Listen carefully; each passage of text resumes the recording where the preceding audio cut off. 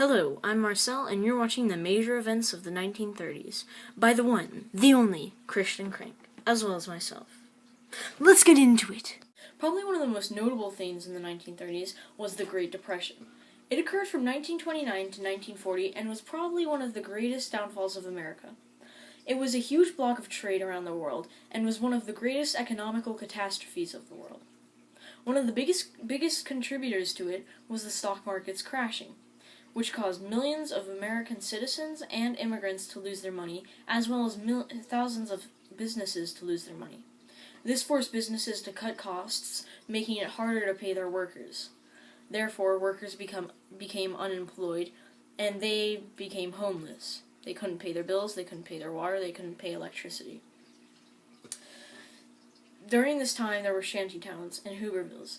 That's where most of the unemployed people went, and they had to wait in 5-block bread lines to get their food. During this time, there were many poor people, and they were on the journey through humiliation through the decade of the Great Depression. Moment of silence, please. Thank you.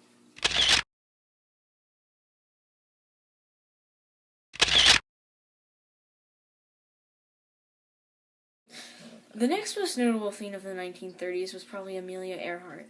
She was an inspiration to all the ladies around the world, and especially in her own country.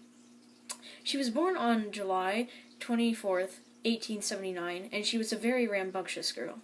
She made many accomplishments, like she was the first lady passenger on a plane to be flown over the Atlantic. She set the speed record of 100 kilometers per hour. In 1932, she was the first woman to pilot an aircraft over the Atlantic. She set a transcontinental record of 2,447.8 miles in 19 hours and 5 minutes. In 1933, she broke that. She helped found many aviation clubs, like the 99's in 1932. She was the first girl to travel around the world, and she was truly quite the inspiration of the decade. However, on her flight back, catastrophe struck. She went missing. What happened to her? I don't know. Let's look at some of the possibilities, eh? Probably one of the most accepted theories is that the plane had a mechanical failure, and it shut down. The engines could have exploded or something else. The other theory is that there was a storm. Lightning struck. Who knows what happened then? Maybe the engines got hit with a lightning bolt, and they turned on fire. Who knows? The next most accepted theory would probably have to be that there were alien invaders. Who knows? Something above our intelligence, maybe. Something too good attacked her. The world may never know, though.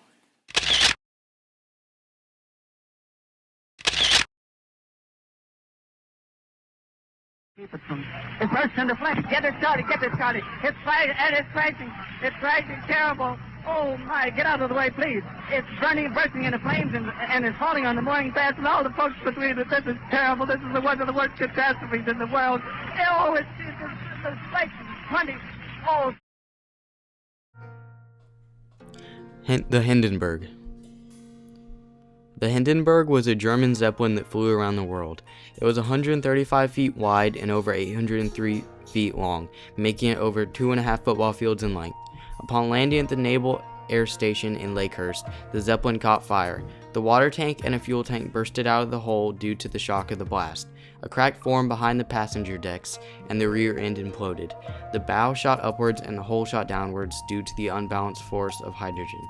The whole Zeppelin quickly burned in about 34 seconds, and a total of 35 out of 97 passengers died. The cause of the fire was initially thought to be sabotage, but was soon theorized to be due to static spark. The Dust Bowl. The Dust Bowl was a period of severe dust storms that damaged the farms and economy of the United States. This was caused by inefficient farming techniques. Farmers often conducted deep plowing of the topsoil. This replaced the moist, dirt-holding grass into dry, loose dust.